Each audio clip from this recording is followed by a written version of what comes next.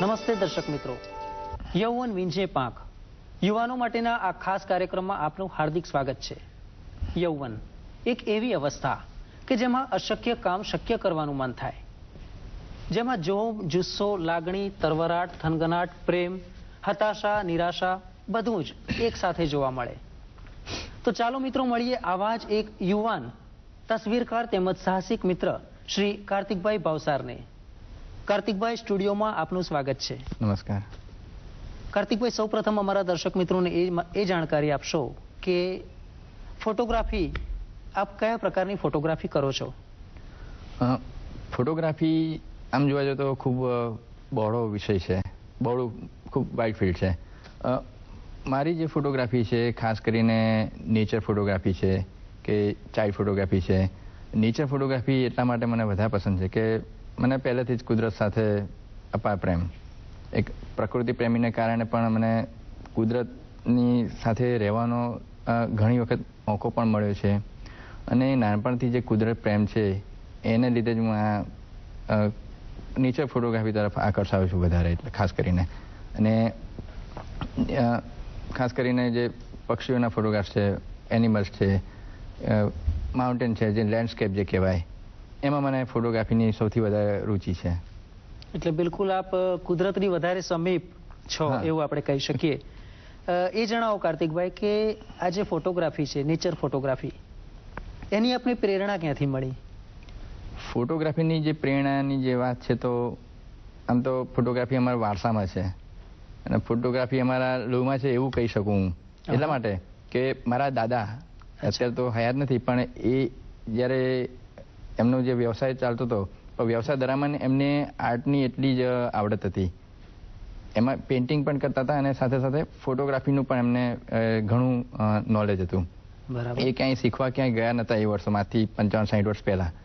એમને ફોટોગ્રાફીમાં એટલો ઇન્ટરેસ્ટ હતો, તો ફોટોગ્રાફી એ જમાનામાં લાઇટિંગ સેન્સ સાથે કઈ રીતે કરી શકાય એની એમનામાં એ આવડત હતી. એમને એ પ્રમાણે કેમેરા જોઈતો તો બજારમાં મળતો નહોતો, તો ખાસ મિસ્ત્રીને બોલાવીને ઘરે જ કેમેરા એમને પ્લેટ કેમેરા બનાવડાયો. અને એ જે વારસો છે મારા પપ્પામાં આવ્યો. પપ્પા 30 વર્ષ સુધી ઇસરોમાં ફોટોગ્રાફી સેક્શનના ચીફ રહી ચૂક્યા છે અને એ વારસો મારામાં આવ્યો. અને અમારા બધામાં પણ કે જે ફોટોગ્રાફીમાં જે ખાસ કહેવાય તો નેચર ઉપર અમારું વધારે ધ્યાન કેન્દ્રિત થાય છે. અને વારસાની વાત થાય છે તો આજે મારી દીકરી 11 વર્ષની છે, મારો ભત્રીજો પણ 12-13 વર્ષનો છે. એ પણ અત્યારથી આટલી નાની ઉંમરથી ફોટોગ્રાફીના શોખ જાગ્યો છે. એટલે એ પણ વારસાને આગળ ધપાવવાનું કાર્ય કરી રહ્યા છે એમ આપણે કહી શકીએ. અને નેચરની વાત કરીએ તો ફોટોગ્રાફીની સાથે સાથે વિડીયોગ્રાફી જે છે, એક મૂવી, ફિલ્મ, શોર્ટ ફિલ્મોનો મને વધારે રસ છે. અને નેચરની વાત કરીએ તો વાઇલ્ડ લાઈફ તો આમ તો હજી વાઇલ્ડ લાઈફમાં એટલો ડીપમાં નથી ગયો. ડીપ એટલે મારે તો શરૂઆત જ કહેવાય. હું બહાર હજી વાઇલ્ડ લાઈફ ફોટોગ્રાફી માટે હું એવા જંગલમાં નથી ફર્યો. પણ મેં સુગરી ઉપર એક નાની ફિલ્મ બનાવી છે કે સુગરી જે નાનું ચકલી જેવડું જ પક્ષી છે અને પ્રખ્યાત છે એના માળાની, અને એનો બધા પક્ષીઓમાં સુગરીનો માળો આખો અલગ છે. હા, બિલકુલ. એની પર જે મેં 15 મિનિટની એક નાની ફિલ્મ બનાવી છે. અને એનો અનુભવ એવો છે કે એ ફિલ્મ માટે આજથી મેં 12 વર્ષ પહેલા, જ્યારે આપણા ભારતમાં ડિજિટલનો યુગ નહોતો, અને મેં VHS કેમેરામાં શૂટ કરી હતી. અને સતત 2.5 મહિના એની પાછળ પડ્યો હતો. સવારથી સાંજ બેસી રહેવાનું, આ તે બધું એ બહુ કઠિન વસ્તુ હતી. પણ એક શું છે કે કળા અને એક જે આવડત, ધીરજ, એ આમાં કામ કરી જાય. બિલકુલ. કાર્તિકભાઈ, અમારા દર્શક મિત્રોને એ જણાવો કે જ્યારે પણ આપણે નેચર ફોટોગ્રાફીની વાત કરીએ તો કુદરતને સમજવી પડે. પક્ષી, પ્રાણી, વૃક્ષ, એ દરેકનું હલનચલન, એ ક્રિયા, દિવસ રાત બધું જ, અને કેટલી મહેનત કરીએ ત્યારે એક ફોટો, એક તમે સીન લઈ શકતા હો છો.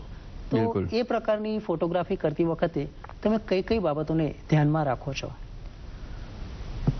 કુદરત આમ તો હું ભગવાનનું બીજું સ્વરૂપ માનું છું, માટે જ એ તરફ વધારે આકર્ષણ છે મને. નેચર જે ફોટોગ્રાફી છે એમાં જે પક્ષીઓ છે, જનાવર છે, એ બધાની ફોટોગ્રાફી આવે છે.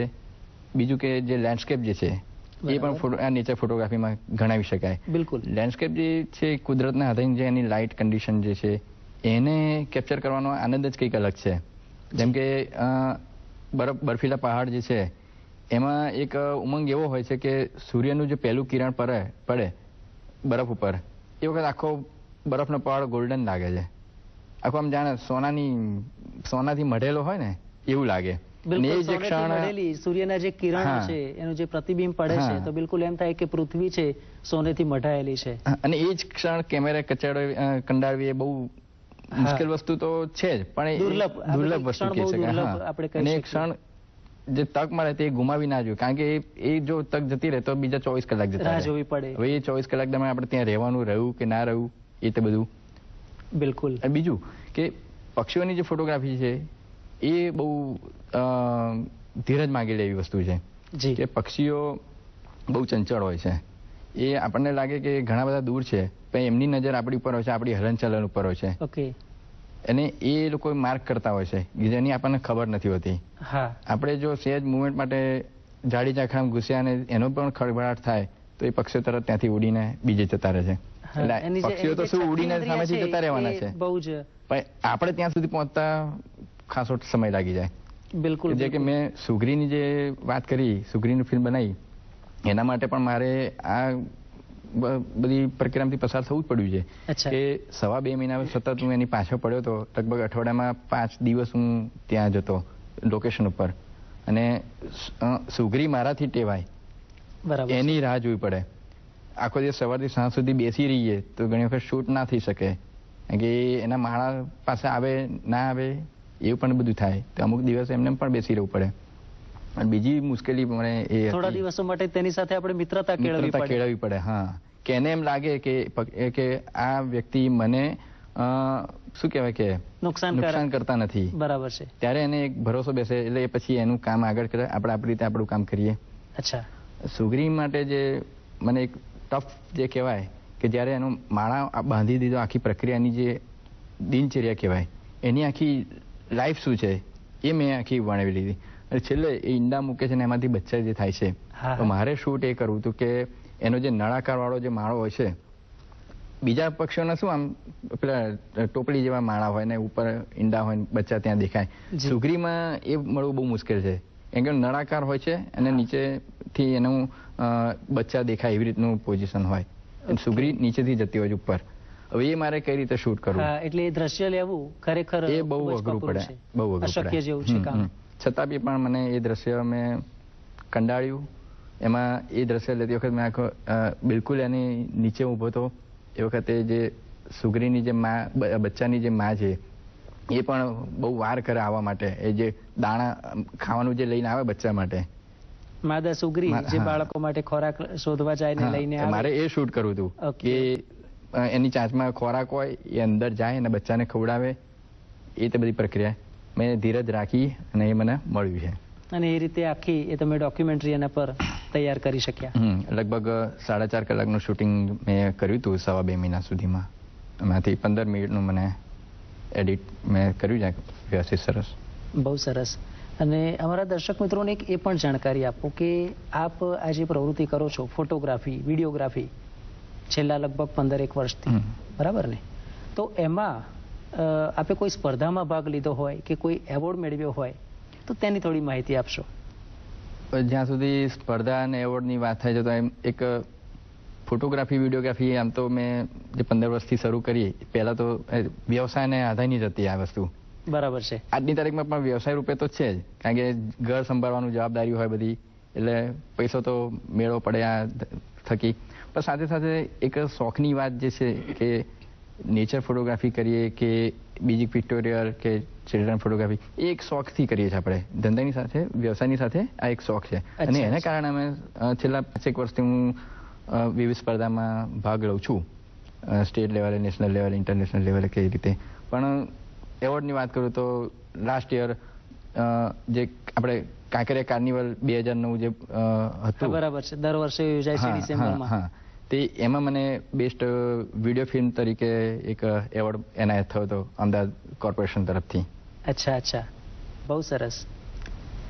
કાર્તિકભાઈ, તમે ફક્ત એક તસવીરકાર નહીં એડવેન્ચરિસ્ટ પણ છો અને આપે એક એવી વિશ્વની સૌથી ઊંચામાં ઊંચા મોટરેબલ રોડ કે જે લેહ લદ્દાખ પાસે જમ્મુ કાશ્મીર પાસે આવેલો છે, તો તેની થોડી જાણકારી અમારા દર્શક મિત્રોને આપશો કે જેથી ખ્યાલ આવે કે ફક્ત આપ તસવીરકાર નહીં, અનેક પ્રકારના સાહસ કરવા માટે પણ ટેવાયેલા છો.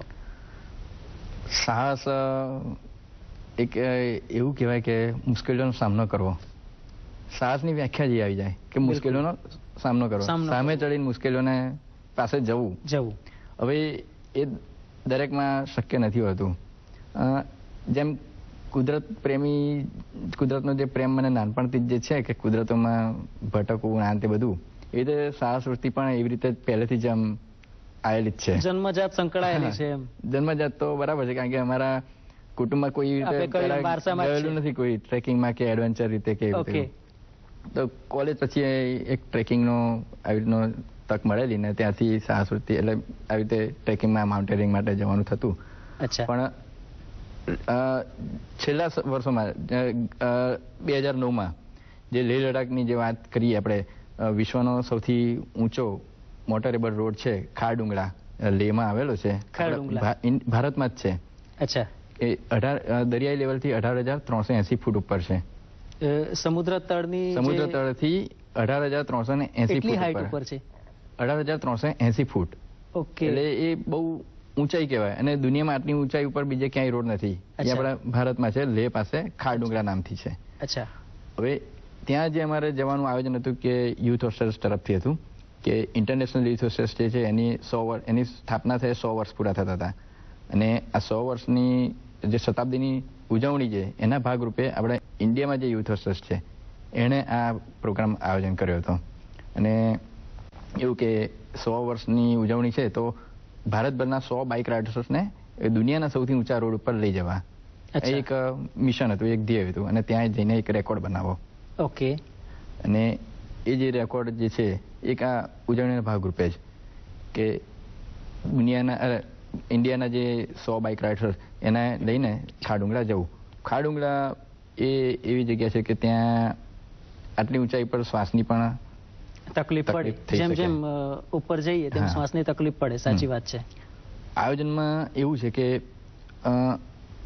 લાસ્ટ યર જે 100 વર્ષ પૂરા થતા હતા ઇન્ટરનેશનલ યુથ હોસ્ટેલ્સને, અને એ જ આરસામાં આ પ્રોગ્રામની આયોજન હતું કે 13 દિવસનો પ્રોગ્રામ, 13 દિવસનો, અને એમાં 2700 કિલોમીટરનો અંતર ખેડવાનું પહાડીઓમાં. દિલ્હીથી અમારો રૂટ શરૂ થતો હતો. દિલ્હીથી અમારે ચંડીગઢ જવાનું, ચંડીગઢથી કુલુ મનાલી, ત્યાંથી રોહતાંગ પાસ થઈને સરચુપસી થઈને લેહ જવાનું. લેહથી ખારડુંગળા જે ટોપ પોઈન્ટ છે, જે અમારું મિશન હતું, લક્ષ્ય હતું, જ્યાં પહોંચવાનું કે 100 બાઇક રાઇડર્સને ત્યાં પહોંચવાનું. હાઈએસ્ટ પીક જે કહેવાય, સમુદ્ર તળથી 18,380 ફૂટ ઊંચાઈ ઉપર, જે દુનિયામાં બીજે ક્યાંય આટલી ઊંચાઈ પર રોડ નથી. ત્યાં મોટર બાઇક લઈને જવાનું અને ત્યાંથી પછી પાછા વળીને લેહથી કારગિલ થઈને શ્રીનગર, શ્રીનગરથી જમ્મુ, જમ્મુથી લુધિયાણા અને લુધિયાણાથી દિલ્હી પાછા. આ અમારું એક રૂટ હતો. કુલ આપે કહ્યું એમ અંતર કેટલું? 2700 કિલોમીટર. 2700 કિલોમીટર. અને 13 દિવસનું આ એક પરિભ્રમણ કહેવાય આખો. ઘણો જ કઠિન પ્રવાસ, એ પણ 2700 કિલોમીટર, આટલી ઊંચાઈ, બાઇકિંગ કરવું, સાથે સાથે શૂટિંગ પણ તમે કરતા હતા, બરાબર? તો ઘણી બધી તકલીફોનો ત્યાં સામનો કરવો પડે. ક્યાંક હિમવર્ષા થતી હોય, ઠંડી હશે, આ બધું જ તમારે ત્યાં સહન કરવું પડ્યું હશે. તો એમાંની કોઈ એવી કઠિન પળ કે જે તમારા માટે યાદગાર બની હોય તે અમારા દર્શક મિત્રોને જણાવશો. આમ જોઈએ તો સાહસ ખેડવું એટલે કઠિન સમસ્યાનો સામનો કરવું એવું જ છે. બિલકુલ. કે જે અમે દિલ્હીથી નીકળ્યા ત્યારથી જ અમને રસ્તામાં થોડી થોડી તકલીફો ને બધું પડવા માંડ્યું. કયા પ્રકારની તકલીફો? પહેલા તો હાઈવે પર વરસાદ જ નડ્યો. દિલ્હીથી નીકળ્યા, ચંડીગઢ જવાનો જે રૂટ હતો ત્યાં જ પહેલા તો વરસાદ નડ્યો. એટલે વરસાદને લીધે ઊભા રહેવું પડે, કારણ કે અમારે તો શું છે કે બાઇક એકલાય રાઈડ કરવાનું હતું, પાછળ અમારો લગેજ. લગેજ પણ આપણે આપણી સાથે જ રાખવાનો હતો. 13 દિવસનો પ્રવાસ હતો. એકલા હંકારે જવાનું.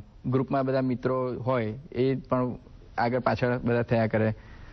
બીજું કે એ તો હાઈવેની વાત રહી, પણ જ્યારે પહાડીઓ પર જે ડ્રાઈવ કરવાની વાત છે એ વસ્તુ આખી અલગ હોય છે.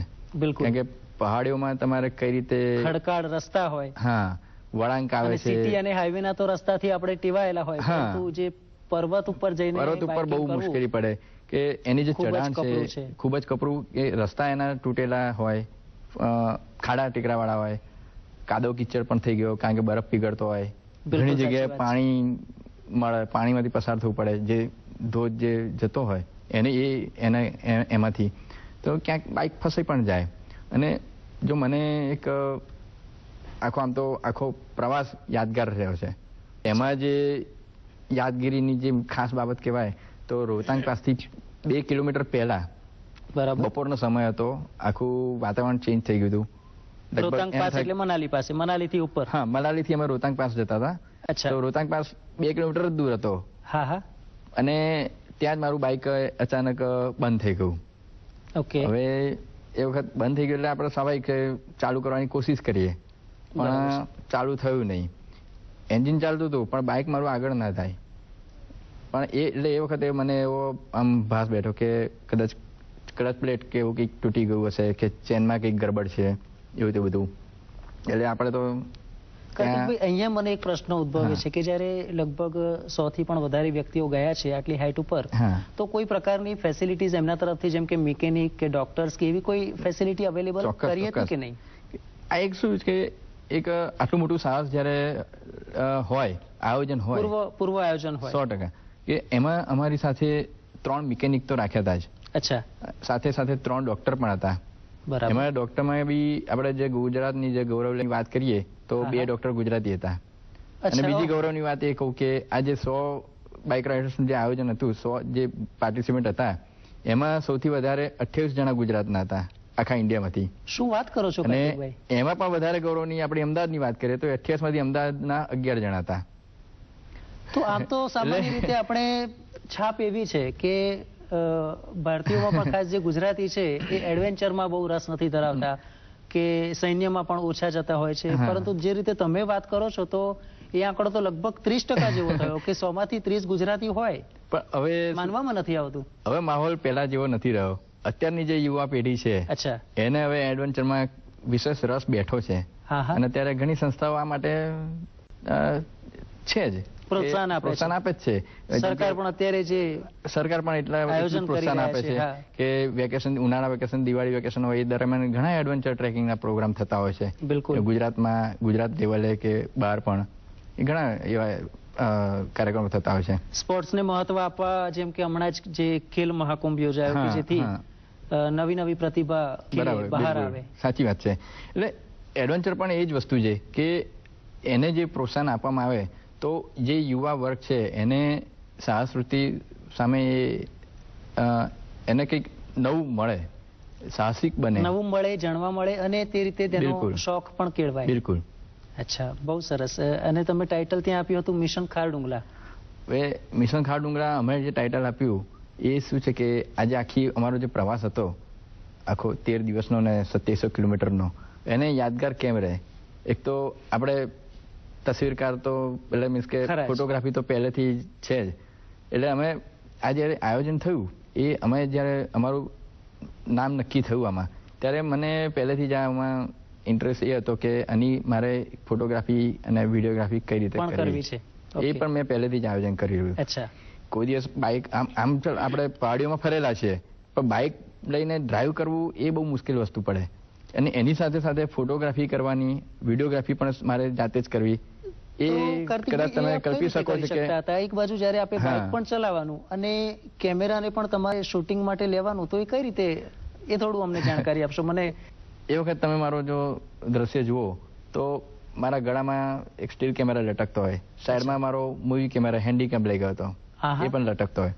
હવે આવા સમયે જે ડ્રાઇવિંગ તો ચાલુ જ હોય, ડ્રાઇવિંગ તો ચાલુ જ હોય. હવે એક ફોટો પાડવા માટે મારે બાઇક લઈને ઊભું રહેવાનું, હેલ્મેટ કાઢવાની, ગોગલ્સ પહેરેલા હોય ગોગલ્સ કાઢ્યા, અને ખૂબ જ ઠંડી લીધે હેન્ડ ગ્લોવ્સ પણ પહેરેલા હોય એ કાઢીએ, પછી ફ્રેમ બનાવી કમ્પોઝ કરીએ અને ક્લિક કરીએ ત્યારે એક ફોટો પડે. એટલે તમે વિચારી શકો છો એક ક્લિક માટે કેટલી મહેનત. જી, એ તો ફક્ત ક્લિક. સાથે સાથે મેં આના માટે જે 45 મિનિટની આખી એક ફિલ્મ બનાવી છે, એના માટે પણ મારે વિડીયોગ્રાફી માટે પણ સતત મારે થોડી થોડી જગ્યાએ ઊભા રહીને શૂટ કરવું પડે. એ શોટ લેવા પડે, બધા શોટ. કારણ કે મારે એક આખું બાઇકનું ગ્રુપ આવે છે, કઈ કન્ડિશનમાંથી એ લોકો પસાર થયા થાય છે, છે, મારે એ બતાવવું છે કે કેટલી મુશ્કેલીઓ પડે છે, કે મેં જે મુશ્કેલીઓ વેઠું છું એ મારે કઈ રીતે બતાવી. તો આ રીતે આપણે તેને લોકો સમક્ષ રિપ્રેઝેન્ટ કરી શકીએ. હા, એટલે કે કેવા રસ્તા છે, કેવા કાદવ કીચડવા છે. અને અમારે વરસાદમાં પણ અમારે ઘણી વખત 3 દિવસ અમે વરસાદમાં આખો દિવસ ડ્રાઈવ કરવી. રસ્તામાં એક જગ્યાએ જે સ્નોફોલ પણ પડ્યો, ઓકે, બરફ પડતો હોય, એમાં પણ અમારે ડ્રાઈવ તો કરવાનું. હા, એટલે આવી બધી મુશ્કેલીઓનો જે સામનો કરીને પણ અમે જે આ લક્ષ્ય સિદ્ધ કર્યું છે એ મારે કઈ રીતે લોકોને સમક્ષ પ્રેઝન્ટ કરવું. એના માટે મારે તો એક બાઇક સાહસિકની સાથે એક ખરેખર ગર્વ લેવા જેવી બાબત છે આ, કારણ કે કોઈ માનવામાં નથી આવતું કે ગુજરાતી આટલું મોટું સાહસ ખેડી શકે. અને બીજું કે ત્યાં તમને આ બધા પ્રોબ્લેમ્સ તો આવ્યા છે, પણ એમાં પણ તમને કોઈ એક એવી સુખદ ક્ષણ આવી હશે કે જે તમે કલ્પી ના હોય ક્યારેય, એવો કોઈ પ્રસંગ અમને જણાવશો? આમ તો સાહસ વૃત્તિને લઈને ઘણા સમયથી એક વિચાર હતો કે ક્યાંક લાંબી જગ્યાએ ડ્રાઈવ કરવું, અને આ એક મોકો મળ્યો. પણ આ મોકાની સાથે અમારે જ્યારે મિશન ખારડુંગરા જે પતી ગયું, અમે જે ટોપ ઉપર પહોંચ્યા પછી જે અમે પાછા વળ્યા કારગિલથી શ્રીનગર, જમ્મુ, તો આ બે જગ્યાએ આખા જમ્મુ કાશ્મીરમાં એટલો ઉત્સાહનું વાતાવરણ હતું, અને ત્યાંની સરકારે પણ એવું ઘણું સરસ આયોજન કરેલું હતું. અને જે ત્યાંનું જે શ્રીનગરનું જે દાલ લેક સરોવર જે કહીએ છીએ મોટા મોટું, એ આખું ગંદકીથી ખરબત છે. તો ત્યાં એને બચાવવા માટેનું એક અભિયાન ત્યાંની સરકારે કર્યું હતું, અને એ વખત 5000 જેટલા બાળકોને ત્યાં ભેગા કર્યા હતા. અને એટલા બાળકોએ ત્યાં પ્રતિજ્ઞા લીધી કે અમે દાલ લેકને સરોવરને સ્વચ્છ કરીશું. અમે બાઇક રાઇડર્સે ત્યાં સરોવરમાં ઉતરી નાવમાં બેસીને ગંદકી સાફ કરવાનું અભિયાન શરૂ કરાવ્યું. આપણે પણ સફાઈ અભિયાનમાં જોડાયા. અને ત્યારથી ત્યાં એ બાળકોએ પણ ત્યાંથી પ્રતિજ્ઞા લીધી. પણ બીજી જે સુખદની વાત એ છે, જેમ કે અમે જેમ જેમ આગળ જતા તો અમારા રસ્તાની બંને બાજુ છોકરાઓ ભારતના રાષ્ટ્રધ્વજ લઈને અમને શું કહેવાય કે ઉત્સાહ વધારતા હતા. એ એટલા બધા ખુશ હતા. અને એ જગ્યાએ અમુક જગ્યાએ તો અમારો ઓટોગ્રાફ લેવા આવ્યા. અરે વાહ! હવે આની તો અમને આપણે કલ્પના જ ના હોય કે અમારા જેવાનો ઓટોગ્રાફ વળી કોણ લે. બરાબર છે. પણ ત્યારે એ વસ્તુની ખબર પડી કે જો બાળકોમાં જ આટલો ઉત્સાહ છે, એ અમને વીઆઈપી માનતા હતા. અચ્છા. કે ભાઈ આ આટલું બાઇક રાઇડ કરીને આટલું મિશન સિદ્ધ કરીને આવ્યું છે, કંઈક છે એમનામાં. અને બાળકોને પણ એટલો ઉત્સાહ હતો કે એમ દોડીને અમારી પાસે ઓટોગ્રાફ લેવા, હાથ મિલાવા તૈયાર, આમ પડાપડી કરે. એટલે આ બધી જે અકલ્પનીય જે વસ્તુઓ હતી એ બહુ ખરેખર આમ યાદગાર પલ કહેવાય અમારા માટે. કાર્તિકભાઈ, આપની સાથે વાત કરીને ખૂબ આનંદ થયો. શું કરીએ, સમય મર્યાદા નડે છે, નહીં તો હજી આપણે કાર્યક્રમ વધુ આગળ ખેંચી શકીએ. ખૂબ જ આનંદ આવ્યો આપની સાથે વાત કરીને, ખૂબ જ જાણવા મળ્યું. સ્ટુડિયોમાં પધારી અમારા દર્શકોને આજે જાણકારી આપી તે બદલ આપનો ખૂબ ખૂબ આભાર. આભાર. તો દર્શકો, આપણે જોયું, કાર્તિકભાઈને મળીને આપણને ખ્યાલ આવ્યો કે યુવાનો ધારે તો શું ન કરી શકે. આપે આ કાર્યક્રમને માણ્યો તે બદલ આપ સૌનો ખૂબ ખૂબ આભાર. આવતા અંકે ફરી મળીશું, ત્યાં સુધી રજા આપશો. નમસ્કાર.